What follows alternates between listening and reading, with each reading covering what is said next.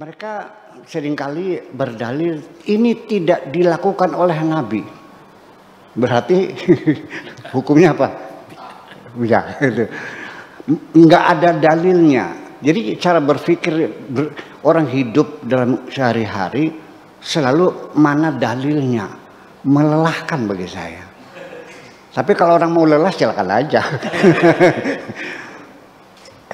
Umpamanya Bu Anissa, masalah rokok juga pernah sampai sekarang. Saya yang merokok ini dihinakan kok. Ya, tapi saya nggak marah. Ya udah aja, nggak apa-apa kan. Saya udah biasa gitu. Saya kagum sekali dengan ceramah saudara. Tapi begitu saya melihat saudara merokok, langsung saya matikan. Hebat banget komentar nih. Iya, jadi dianggapnya saya pendosa yang merokok. Sebetulnya sederhana sajalah. Tadi tidak dilakukan oleh Nabi. Itu sebagai standar hukumnya. Nah, Nabi ngerokok enggak? Pak Afkar, Nabi ngerokok enggak? Enggak kayaknya Bu ya. Enggak. Sebenarnya ngerokok kenapa? Enggak ada rokok. Ya berarti ya enggak ada hukumnya dong. Udah jangan memaksakan cari yang mengharamkan. Nah, yang enggak ada hukumnya udah enggak ada. Hukum itu selalu kondisional, ya, nggak bisa. Hidup manusia, hukum mengatur kehidupan manusia. Mana mungkin permanen, sedangkan kehidupan berkembang dan bergerak. Hukum itu kondisional. Tetapi ketika kita berdialog dengan mereka, membantah, mana mungkin hukum Tuhan kondisional. Lah, tetapi ketika saya buktikan dalilnya, al-hukmu yaduru ma'illatihi wujudan wa adaman. Oh begitu baru paham. Ya karena istilahnya nggak paham gitu. Yeah. Oke. Kemudian saya ingin melihat lagi bahwa memang orang itu dalam beragama melihatnya kan zahir, pakaian, makanan, jilbab, tidak kepada hakikat agama itu sendiri.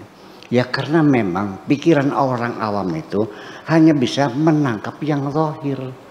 Yang batin mah perlu tingkat intelektual yang cerdas. Semua orang bisa paham mobil, bisa melihat mobil, warnanya apa? Hitam. Mereknya apa? BMW. Setirnya sebelah mana? Bannya ada berapa? Tetapi orang itu tidak tahu bagaimana cara kerja mesin itu. Apa istimewanya? Bagaimana kerjanya spark plug gitu, apa busi. Engine itu bagaimana cara bekerjanya, radio itu apa. Yang bisa mendetail itu adalah seorang teknisi.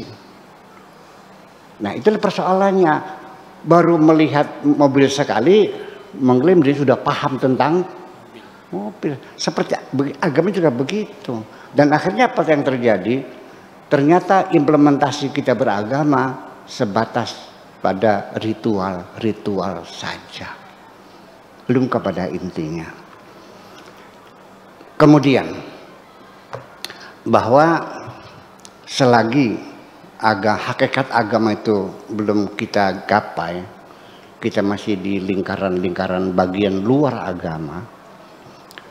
Ya, saya tidak sepakat bunyal Islam ala khamsin itu rekayasanya Daulah Abbasiyah itu tuh, untuk mengalihkan perhatian rakyat supaya jangan mengganggu kekuasaan sebetulnya. Masa agama hanya 5? Begini, selagi kita masih berbicara di lapisan luar agama, syariat, percayalah kita akan berpotensi berbeda pendapat dan bertengkar. Kita masuk kepada lingkaran berikutnya, akidah, juga masih berpotensi kita berbeda pendapat. Dan kita bertengkar dan saling bunuh-membunuh. Terlalu banyak kaum rasionalis yang dibantai.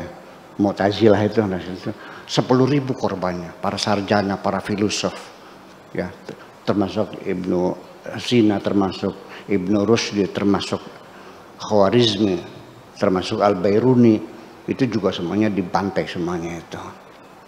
Ya, Di syariat kita masih bertengkar, akhirnya bertengkar. Sampai di tatanan akhlak pun masih bertengkar. Nah, baru kita akan selesai bertengkar ketika kita sudah masuk ke dalam wilayah inti agama, yaitu cinta.